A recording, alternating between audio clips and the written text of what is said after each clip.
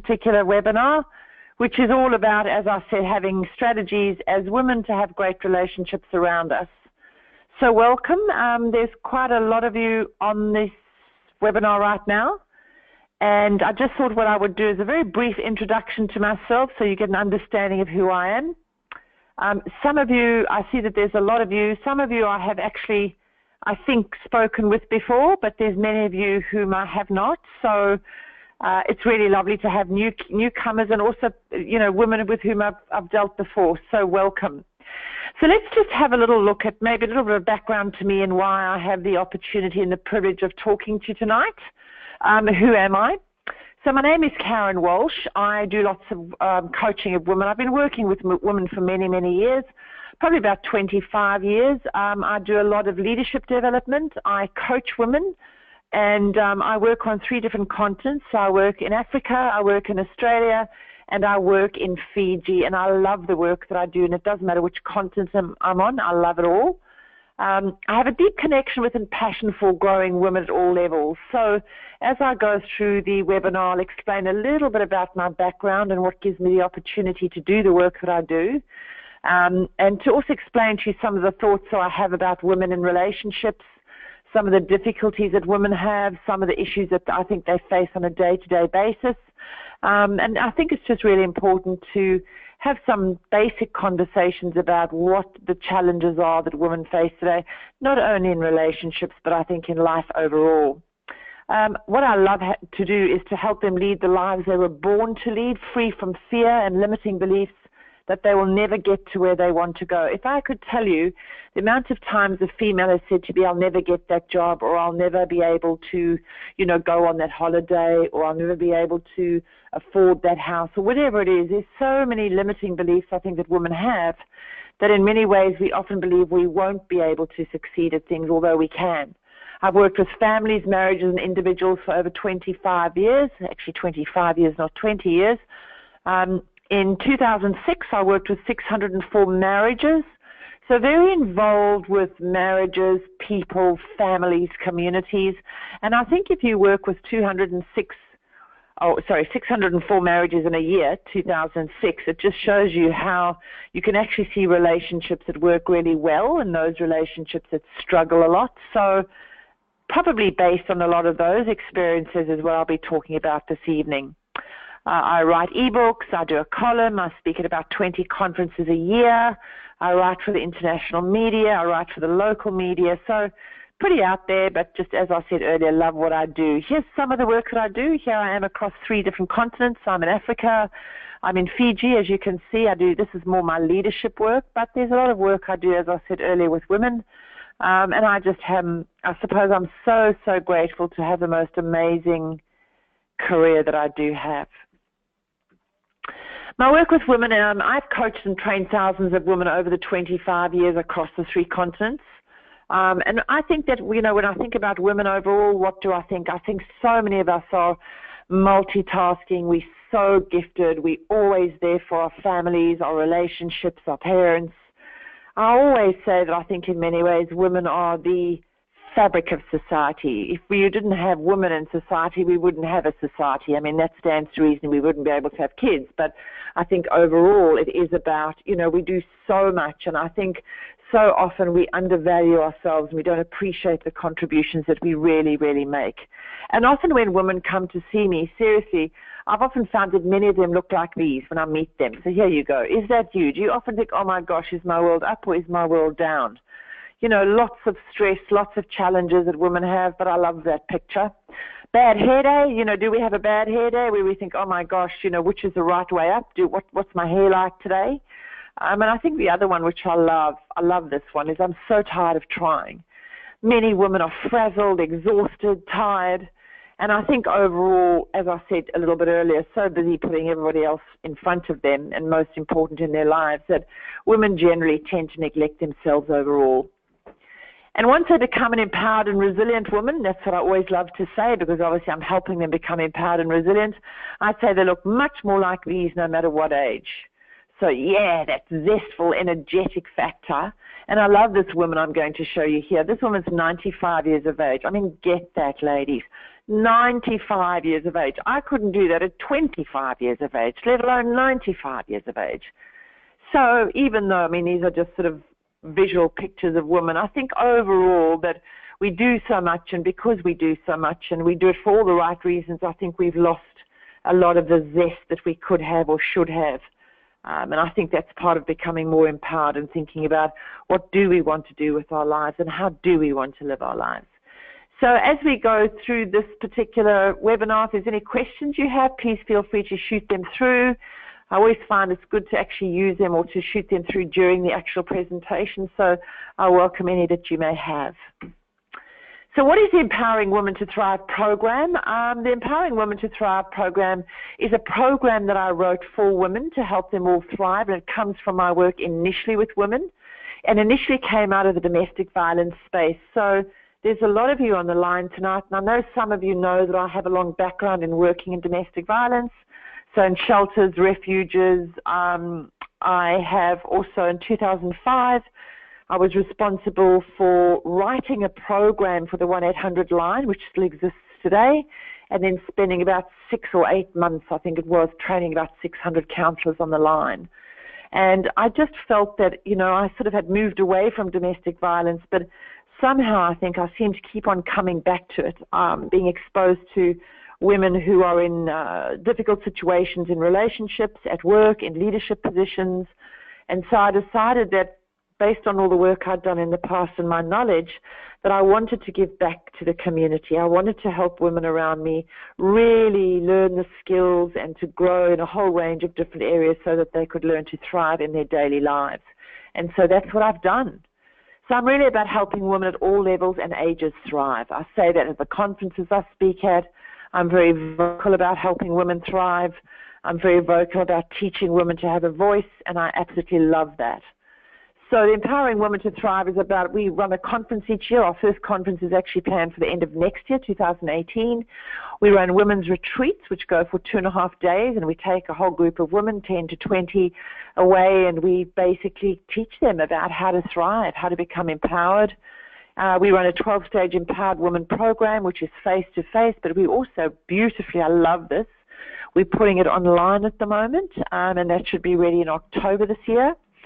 We run 2-day programs specifically for women, monthly meetups, individual and group coaching, and monthly webinars all about women's issues, which is what we're talking today about. So get involved. It's lovely to have you, as I said, and I think it's really wonderful that so many of you actually take the time out of your busy lives to be involved in your own development and your growth, and it's really wonderful to have you with me. So let's just talk a little bit about my experience of women in relationships. Now, obviously, when I'm talking about women in relationships, ladies, I'm not talking about all women in relationships. I'm talking about some women at times. I'm talking about most women at other times, or I'm talking about many women. And when I actually make the comment about some or most or many, I'll clarify what I mean when I do say those kind of things, just so that you get an understanding of what point it is that I'm trying to make. But overall, women in relationships, what I have found over the years of counseling, training, and coaching women is that many women don't know what a healthy relationship looks like. Often I'll say, what does it look like? And they'll struggle. Or I'll say, have you ever seen one? And they'll say, I don't think so. Or I'll say, are you in one? And they'll say, absolutely not. Or some will tell me that they're in fabulous relationships, but they're being controlled about how much money they can spend, or they're being told, you know, not to go out with certain people. You can't have that friend. I don't like that particular person you hang around, or, you know, go home again and change. I don't like what you're wearing. So there's a lot of women who live in controlling relationships, and I guess the most interesting thing about what I'm just saying is that so many women don't actually know that they're being controlled. They don't really know that they're living in unhealthy relationships. There are obviously a percentage, of course there are, that do and have great relationships. So when I talk about many, I'm not talking about all. But I think, you know, if I had to share the statistics around things like domestic violence or women in business with you, you probably know some of them, but you might be shocked with some others. For example, women earn 16.7% less doing the same job that a man would do. So we do the same job. We, you know, are responsible for the same goals and the same outcomes at work. We work the same number of hours, and yet he will get 16.7% more than I do. Of the women in leadership in Australia, only 1.3% are in executive positions in terms of board members or CEOs. And if we then swing around to the domestic violence area, we know that 1 in 5 women in Australia have experienced some kind of domestic violence in their lives. And we also know that the statistics at the moment are that 1 woman in Australia dies every week from domestic violence. So, when we talk about perfect relationships or even great ones, well, I don't think that most of us as females know what that is. Many women believe that their relationships are perfect because they have the same ones that their parents had. Well, I think it's fair to say that for many of us, we tend to recreate the relationships in our own lives that our parents had. And why wouldn't we, right? Those are the only relationships that we know. So when we grow from little girls to big girls, we marry similar relationships that we witnessed as children. Now, sorry, I just took a sip there of some water. We know that very often, as I said, we sort of replicate the relationships that we came from. However, having said that, there are certainly women out there who recognize that the families or the relationships of the adults with whom they were raised was not a great one, so they've gone out of their way not to replicate those. And certainly I think those women have insight into realizing that they need to have better relationships than their parents had, because if they don't, then generally they end up in the same position that their mothers or their fathers ended up in. And the truth is that many women that I'm working with are not living in good relationships. And I can look at that from my friends. I can look at that from women with whom I work. I can look at that from some of my neighbors. I can certainly look at that from some of the women I counsel. And I think that, part of why I'm actually running this particular webinar is to talk about, so what is a good relationship? And what does a good relationship look like? And when I teach this topic and when I train in this topic at a whole range of different forums and conferences and training programs, it was sometimes women look at me with big wide eyes thinking, really, Caryn? And I think when they look at me with those big wide eyes, it's around, oh my gosh, how did I get it so wrong? I never really realized that my relationship wasn't as productive and happy as it could be or should be. Or some of them even say to me, am I actually in the right relationship overall? And I think the important thing about this webinar is that I'm not in any way telling you to question your relationship, and in no way am I telling you to leave it. Golly gosh, I wouldn't do that.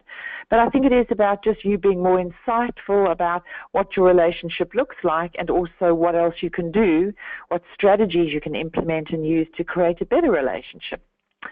Often women put their needs last and the needs of their partners and family and friends and, neighbors first. And I think that this is really interesting because if I'm in Africa, if I'm in Fiji, in Australia, it makes no difference what continent I'm on, ladies. It's the same thing. So I read the most amazing thing by... I can't remember. I think it could have been one of the banks, but it was an American bank, or maybe it was the Asian Development Bank, but it was about some survey that they had done, and I tried to find it before this webinar, but basically it was that women around the world do 90% of the work and receive 10% of the income. So I thought that was just phenomenal. Women do 90% of the work and receive 10% of the income. Wow. So when I make that comment, that comes directly back to often women put their needs last and the needs of others before them. And, when I look at women in relationships, many just want peace at all costs. Caryn, I don't want to, give my husband a hard time or my, partner a hard time for a same-sex relationship. I don't want to fight with my friends or my families or my children. I just want peace at all costs. And I think I really understand that a lot of women do want peace at all costs. Here's the downside, ladies. If we want and pursue peace at all costs all the time, then very often we don't get our needs met. We don't have a voice. We lose our voice. People don't listen to us when we then decide to speak, or more importantly, we hold it in and hold it in and hold it in for so long that ultimately we get angry and it just all explodes. So I've got a question here from Sam. Sam's asking me about, so when women explode, can I just describe what that means? Well, what it means, Sam and others, is that when women take on more and more and more, and generally we don't know how to resolve conflict well, or we don't communicate particularly well. So we don't have our needs met as life unfolds because we want peace at all costs, or we're too busy, or we realize that, what's the point of raising something because it's just going to, result in a fight or bring about tension. And I appreciate that it is about picking your moments, i.e. what I always say when I'm teaching is lose every battle but win every war. Those things that are really important to you. But if you lose everything, both battle and war, then you lose overall. And so what we then call, Sam, is that women then, when they get angry and upset, it's passive-aggressive behavior, or it's just plain aggressive behavior. They shout and they lose their stack, they get frustrated for all the right reasons. So part of becoming empowered as a woman in relationships is about being able to learn how to be confident and communicate assertively and be able to put your viewpoint across when things unfold calmly so that you have your needs met and conflict is resolved. And there you go. That's the next point. Many women struggle to be assertive and have their say in their relationships, both at work and at home, by the way, or in the community overall. And out of frustration, many become, as I said earlier, passive-aggressive to get their needs met. And as I said earlier, tragically, 1 out of 5 women in Australia experience domestic violence in their relationship. And I think that, you might think, well, 1 in 5, that's a pretty low average. Actually, it's not. If you take into account that there's 24 million Australians living in this country, so let's just say half are women, 12 million, 1 out of 5 in every relationship, has domestic violence or experiences it. It's just too high. As far as I'm concerned, the only statistic that would be acceptable is 0 out of 5, or 0 out of any woman in relationships in Australia experience domestic violence. And interestingly, what we also know around domestic violence is that the majority, I think it's over 90% of women in Australia who are either killed through domestic violence or experience domestic violence on an ongoing basis, experience it by their partner, their intimate partner. Not always, but it's a high percentage of what we call the wolf is in the door, not coming in the door. So, let's have then a very quick look at what a fantastic relationship, what it does look like. And maybe what you could do is, just for a bit of fun, score yourself out of 10, ladies. For each topic that I raise, or for each point that I raise more specifically, rate yourself out of 10. So let's just say that 10 is absolutely fantastic, like you're really doing well, and 1 is pretty average, crappy. Score yourself for each of these, and then we'll talk about that a little bit afterwards. So, equality. The amount of relationships that I've worked with and seen where the equality, if you talk about gender inequality in relationships, we know that men generally are seen to be what they call the stronger race, the stronger gender. Women, traditionally in the history of time, we only got the vote, the beginning of the 20th century. And at the end of the day, women have been treated more poorly than men have. And when I look at a lot of relationships, there is inequality in those relationships. He's got more say, he earns money, so he spends it, he dictates where it will be spent, or she does, because if you're in a same-sex relationship. So I think it's about, when we talk about those relationships, it's about both partners in the relationship see that they're both equal. They contribute equally, they share equally, they spend equally. And I just want to say one thing here very quickly. When we talk about they earn equally, it's really, really critically important that for society we actually value the work that women do in the home. So I often get females saying to me, I'll say, what do you do? I'm just a housewife. I'm just at home. I'm always interested in that. So what is just a housewife? Does that mean that a housewife raising kids and cooking and cleaning and being the bottle washer and the taxi driver doesn't contribute to the relationship as much as the man who goes out and earns, or the partner who goes out and earns? Absolutely not. It's not that at all. In many ways, I think the person who's actually at home doing the bottle, cleaning and the cooking and the raising the children, which traditionally and predominantly has been women, they contribute just as much, if not even more, to actually create a solid home base and keep the home fires, moving along and warm. So equality, ladies, equality is critical. Ongoing sensitive communication. So, I always say that communication is the lifeblood of relationships. Without good communication, relationships will struggle. So you can have the best relationship ever. You can have great sex, You can have, a lovely home. You can have great holidays. You can enjoy spending time together some of the time, or people think you do. You can both earn good money and have a nice home. You can be raising fabulous children. But if you don't communicate well, if you have not mastered the art of being sensitive and in tune with each other's communication, your relationship will struggle. So let's just say that effective communication is 10% of any person's relationship, and 90% is around, buying a house and raising children and, working and bringing home money, and only 10% is communication. As I said, you can have 90% well, but the 10% of communication doesn't work, you will have a relationship that will struggle from day one. So ongoing sense of communication, to be able to resolve issues well. The amount of times I've worked with couples over the years where one will sulk, or they'll be fighting, or a screaming match, or they don't speak to each other. I was working with a couple, this is going to sound crazy, who hadn't really been speaking for about 2 years, just under 2 years to be precise. Because, they hadn't resolved a conflict from 2 years ago.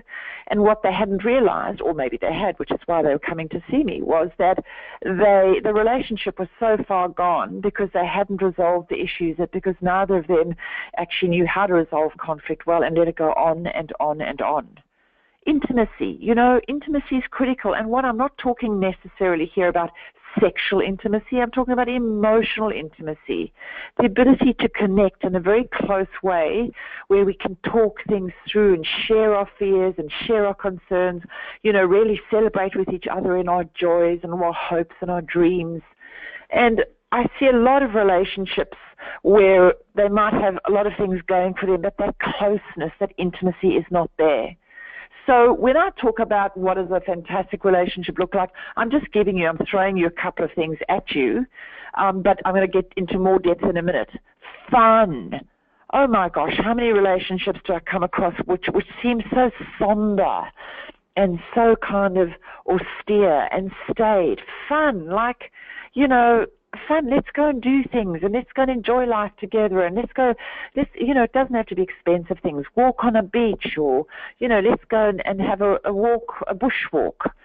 Just things where we can actually do things where we actually look at life and love and learning, and we think, let's have a bit of fun together. Because I think the modern day age is so stressful as it is, that if we don't have fun together, then we lose a lot of the good stuff that life and relationships do have to offer. So I promised you the 13 skills to have a fantastic relationship, and here we go. Score yourselves out of 10. So you take care of you because you are important. When we talk about relationships, we often talk about relationships in, regards to others. And of course that is it. I mean, this particular webinar is about how you are in a relationship generally with others. But here's the thing. I also think that in order for you to be in a great relationship with another person, be that at work or at home, you've also got to, ladies, be in a great relationship with yourself. So by that I mean it's about working on your self-confidence. It's about working on how you see yourself, your body image. It's about the things you say to yourself. Are you negative about yourself? Do you say I'm too fat, or I'll never get into this dress, or I will never go for that job, etc., etc.? Is it that you actually believe in yourself, or is it that you think that you can't achieve the things that you want to? So number one is to be great in a relationship with another person. First and foremost, like yourself and be good with yourself. Number two, you maintain and respect each other's individuality. So what do I mean by that? Oh my gosh, how many times do I see people or relationships come to see me whereby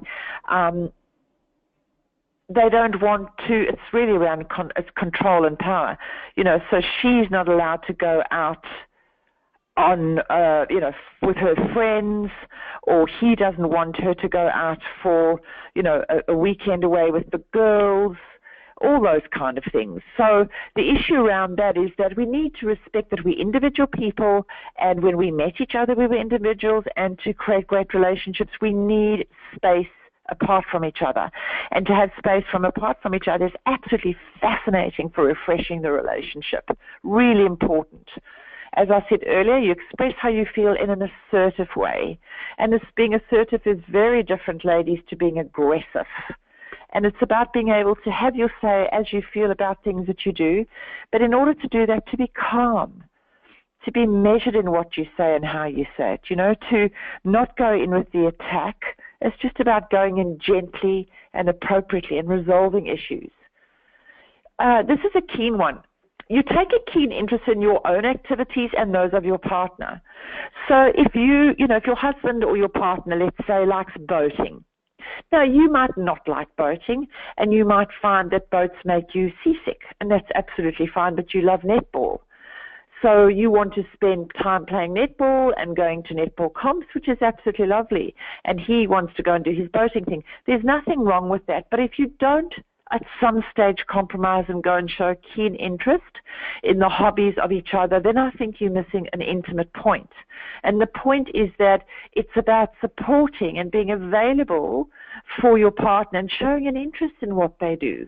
So even though you might hate boating, the point is that you go along and you be involved in what it is that your partner likes to do, because that's what you're really saying is, I care enough about you to show an interest and be there for you, because I really like watching you enjoy what you're doing.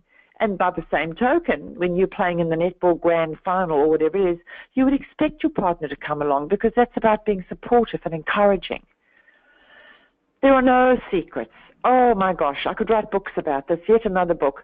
How many relationships do I come across where there's secrets? So, he'll keep things from her because he doesn't want to upset her, or she doesn't tell him the whole truth. She'll tell him part of the truth or most of the truth, but not the whole truth. And I think very often, whilst I understand sometimes that, why would I tell him the whole truth? I think when you set up the precedence of not telling the truth in secrets, it's kind of, well, when does it stop? And do we start with a small white lie, and does it end up with a big black one? So what's an example? A classic example is this. So she'll buy herself a $500 dress. Good luck to her. Lovely that she's got that sort of money. But she'll tell him that she bought it for, $25 on sale. Or she'll sneak home. How often, and I'm sure some of you, I can almost hear you laughing. You've found something that you really like to wear, so you'll buy it. It costs $300 or whatever, and you'll sneak it home and you'll hang it up in the cupboard. And the next time he says, "Where did you get that? It's new." And you'll say, "Oh no, honey, you've seen me in this before. You have when we went to Bob's birthday party." So I'm not suggesting that those little white lies are good or bad. I'm just saying, generally, I think it's always best in relationships, if you want to have fantastic ones, not to start the secrets. You equally take responsibility to have fun, nurture the relationship, and keep it strong.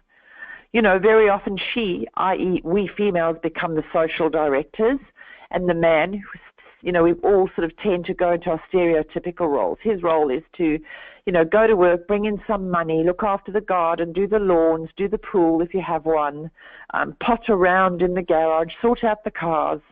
And her role is to cook and clean and, do the kids and all the stuff I talked about earlier. And that's fine when you have those kind of gender-specific roles. No problem with that. But when it's her role to always take responsibility for the fun, she's the social director, he'll tell me. So it's her role to make sure that we have dinner appointments with friends or we go on holiday. Well, why? Why would it be her role only? Can we not share it? There's nothing nicer than a partner coming home and telling you, hey, I'll give an example of a great situation. So I've got a consultant who I work with who I absolutely love. She's just gorgeous. And she works for me a couple of days a week. And a long story cut short, a few months ago, she said to me, look, I won't be able to work on those, these 2 weeks. And I said, oh, that's okay. And why? And she said, oh, because my partner is taking me on a surprise holiday or surprise place. And I said, oh, that's absolutely wonderful. How exciting. That's the take a keen interest. And that's about, basically keeping fun in the relationship, nurturing the relationship, keeping it really strong. And I said, so where are you going? She said, I don't know. He won't tell me, but he said I've got to have my passport ready. And I said, oh, that's fantastic. So we laughed and joked because obviously then it wasn't Singleton, it wasn't Tamworth. Anyway, so off she went. Nobody would tell her the truth. And I got this Facebook message from her. It was actually a picture of her standing in front of the Eiffel Tower. So you'd taken her to Paris. Can you believe that? He said, interestingly afterwards, he said it took him 3 years to save for them to go to Paris. But that's the sort of stuff, fun, excitement, relationship, keeping it strong. When you do fight, ladies, you fight fair. No backhanded or underhanded comments that are meant to sting and to hurt and to wound. It's when you have those kind of conflicts that I think things start to often go downhill. Number 8, you build your relationship on give and take. Sometimes you win, sometimes you lose. But when I work with relationships or women who want to win at all costs and not really compromise or, give or take, often those relationships literally have a stamped date of expiry on them. Because life is about compromise, and in great relationships it is about compromising and making sure that sometimes you're prepared to go for pizza even though you hate Italian. And at times, your partner has to really be saying, okay, well, even though I'm not great for Chinese, you know what, honey? I love you enough so much that I want to go for Chinese with you. Number 9, you influence each other positively. So when you do things, it's about the positive things that you do.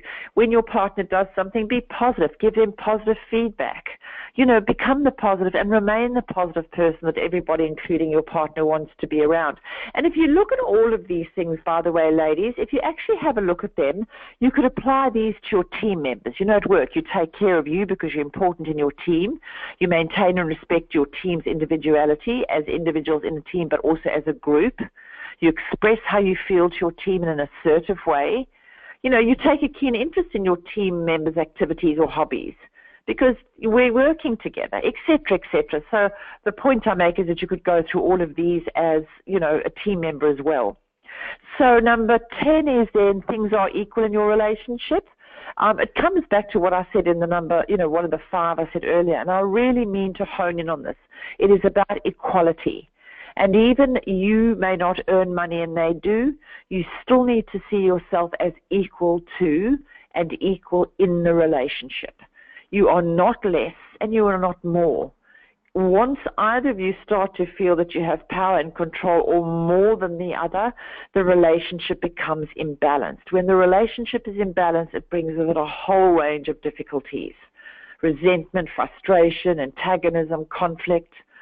So it's about you as a woman really seeing that regardless of the stereotypes in the world and, that women are meant to stay at home. And as a really good friend of mine says, Caryn, the adage, barefoot and pregnant in the kitchen, which I find a very difficult one to digest, I must say.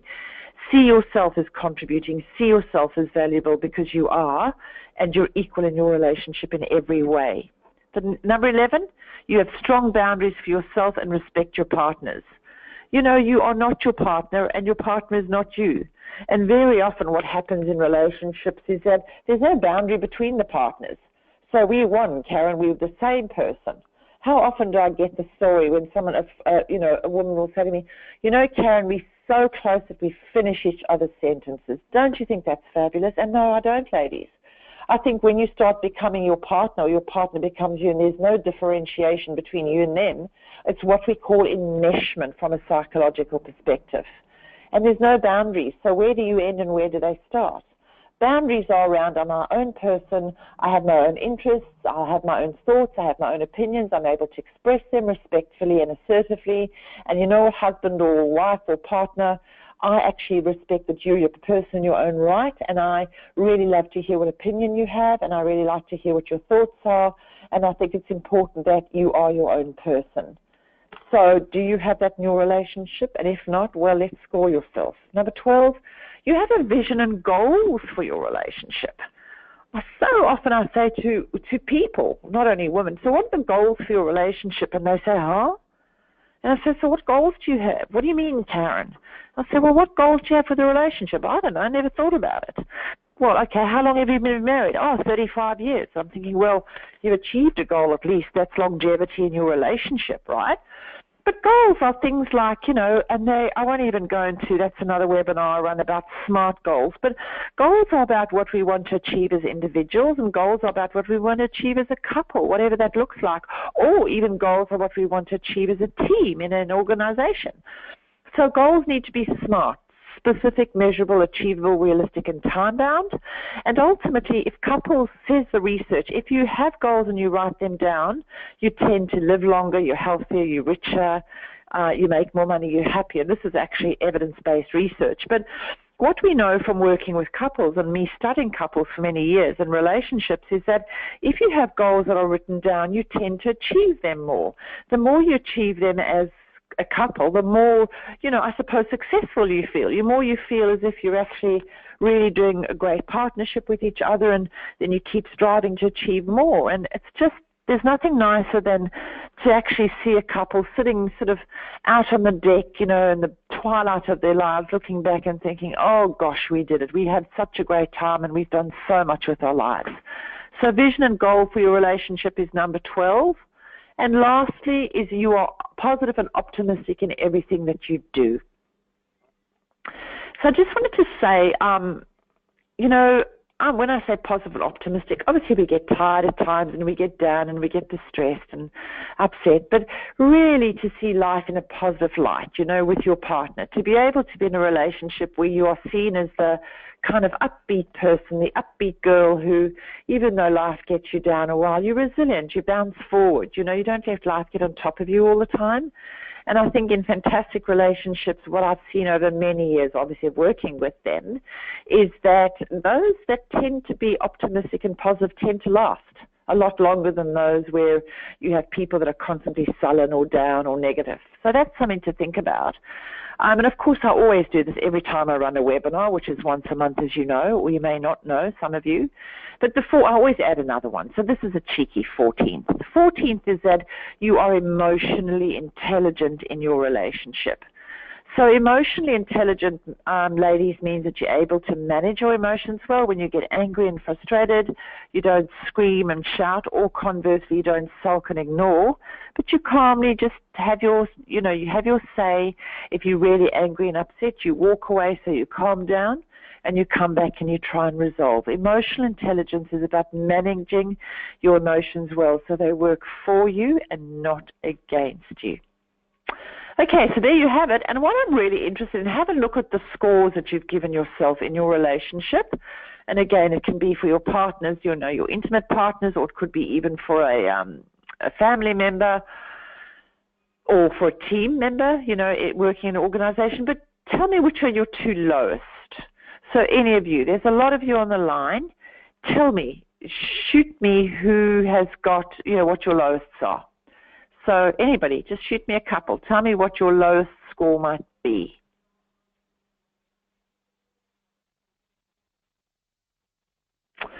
Okay, so Sue, you saying that you equally take responsibility to have fun and nurture the relationship, and that you tend to be the person who does that most of the time.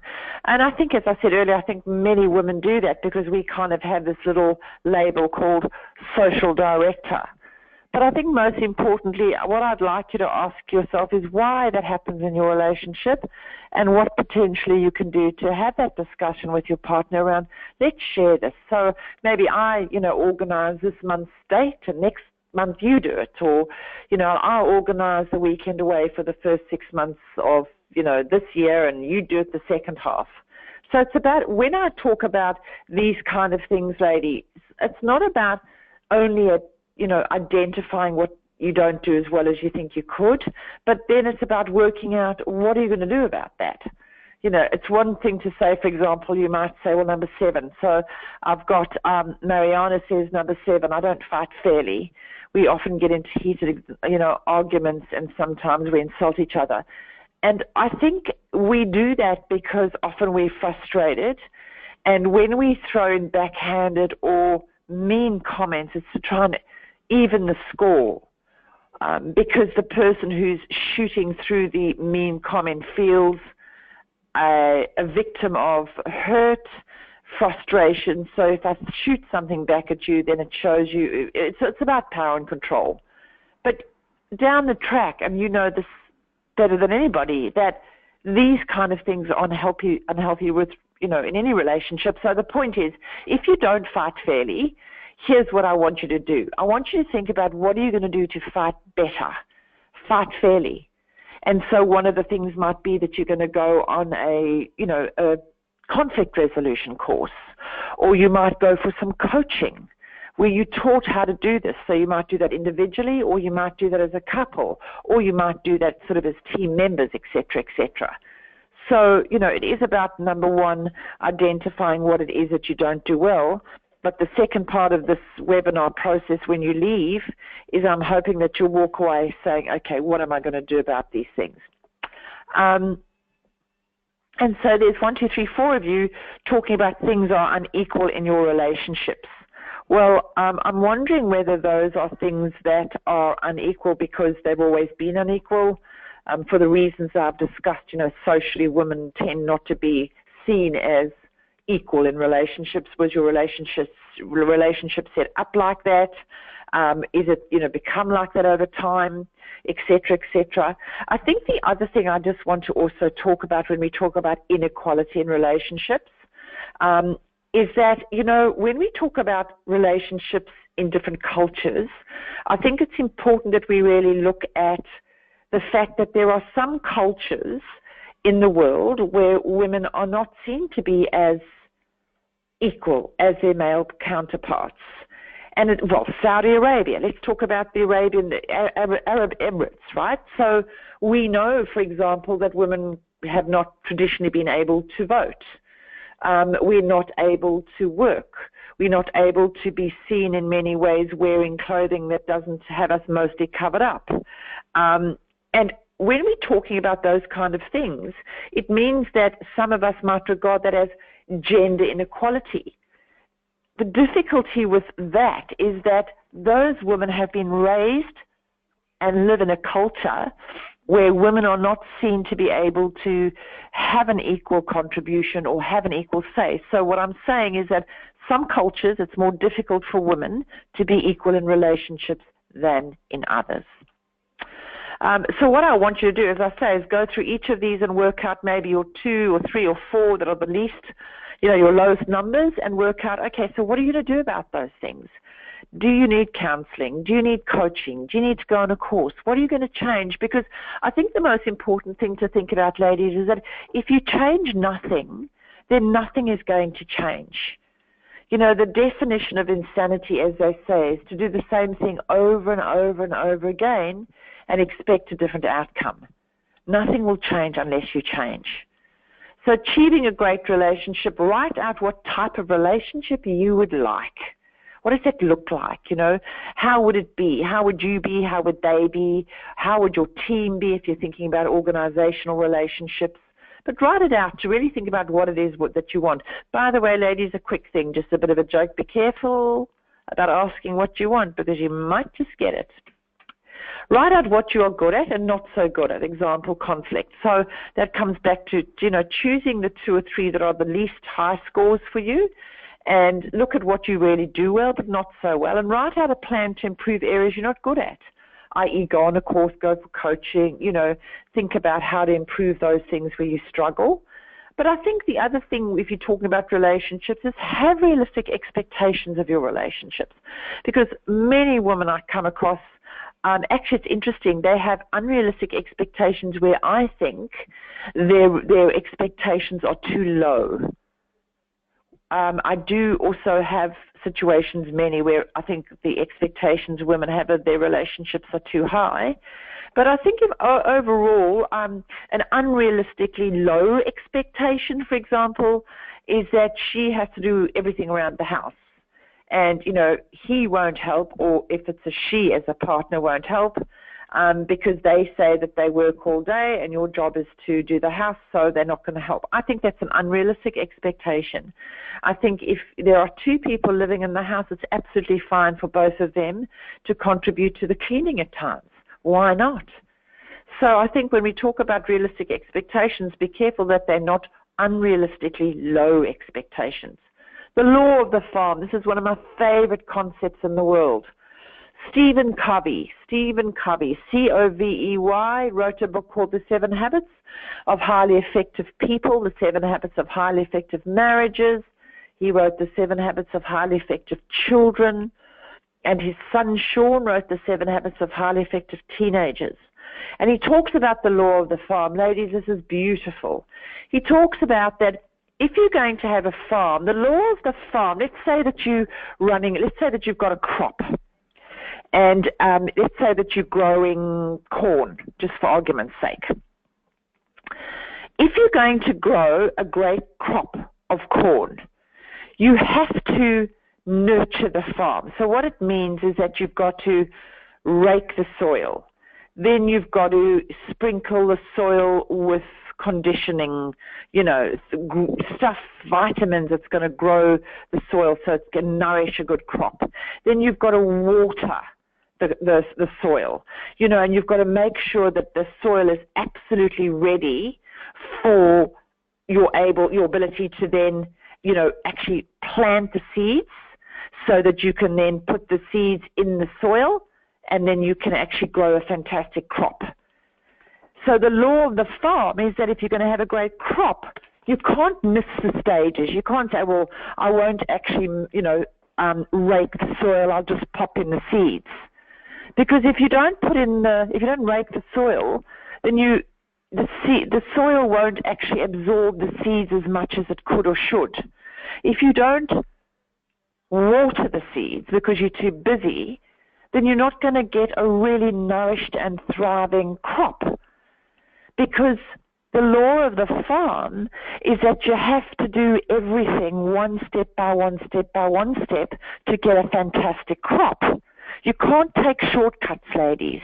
You can't do a little bit of farming here and a little bit of, watering the crop there. You've got to do everything properly, and you've got to do it to the very best of your ability. So to nourish your farm is critical if you want a good crop. To nourish your relationship is critical if you want a good one.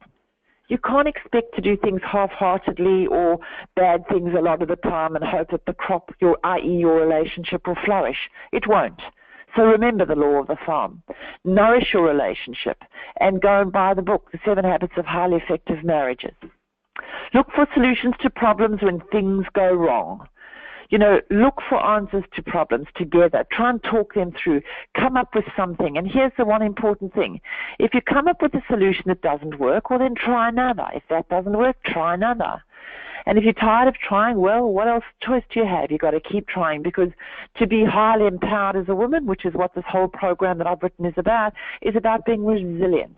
It's about being able to deal with life's adversities and bounce forward when life gives you a hard time. So look for solutions to problems when things go wrong. Check your self-talk. The self-talk, the negative self-talk. I'm too fat, I'm too stupid, I couldn't be bothered, I won't even try for that job, what's the point? I'm not even going to try and bother to sort this relationship out because there's no point, or I'm not even going to try and get into a relationship with that person because I'll never get him as a person, in terms of wanting to show any interest in me. Watch your negative self-talk. Because if you don't, ultimately, it keeps you locked in a negative way of thinking. And negative thinking becomes self-limiting, your self-esteem drops, your self-belief drops, and ultimately it affects your relationships. Live a balanced life. So lots of exercise, lots of keeping your brain active, lots of relationships. Spend time having great relationships. Put energy into them, the law of the farm. Have some downtime every day spiritually. Quiet time, meditation, yoga, prayer. Just time to take a breath and just really enjoy life. And, of course, look after your health. Because without your health, ladies, you've got nothing. My grandmother was 81 when she passed, and she said this to me. She said to me, Caryn, health is all. Without health, all is nothing. In other words, if you don't look after your health, you have nothing. And I think that's a critical thing. And remember, in your lives, ladies, overall, you are the most important person in your life. Because if you don't make yourself the most important person, nobody else will.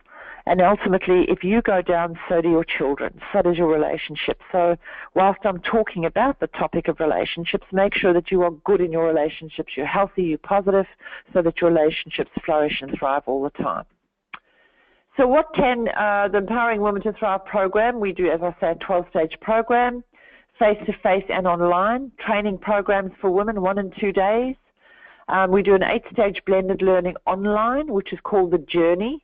And this is really about becoming empowered as a woman.